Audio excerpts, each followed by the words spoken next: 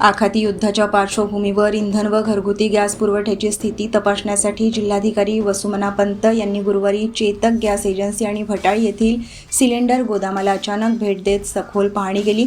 एजन्सीतील stock register तपासून ग्राहकांना सुरळीत सेवा देण्याच्या सूचना देण्यात आल्या।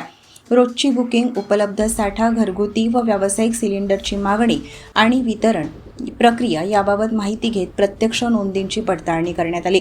यानंतर जिल्हाधिकाऱ्यांनी भटाळ येथील गोदामात जाऊन भरलेले व रिकामे सिलेंडर प्रत्यक्ष मोजण्याचे आदेश दिले। रजिस्टरमधील नोंदी आणि प्रत्यक्ष साठा यामध्ये तफावत नाही ना याची काटेकोर खात्री करण्यात आली। या तपासणीमुळे प्रशासनाची सजगता दिसून आली असून गॅस वितरण व्यवस्थेवर बारीक नजर ठेवली जात असल्याचा स्पष्ट संदेश देण्यात आला। दरम्यान जिल्ह्यात पेट्रोल, डिझेल आणि घरगुती सिलेंडरचा पुरेसा साठा उपलब्ध असल्याची माहिती प्रशासनाने दिली आहे। अफवांमुळे वाढलेल्या मागणीवर नियंत्रण आले असून परिस्थिती आता सुरळीत होत आहे। काळा बाजार रोखण्यासाठी अधिकाऱ्यांनी नियमित तपासण्या कराव्यात, तसेच नागरिकांनी घाबरून साठेबाजी करू नये असे आवाहन जिल्हाधिकारी वसुमना पंत यांनी केले।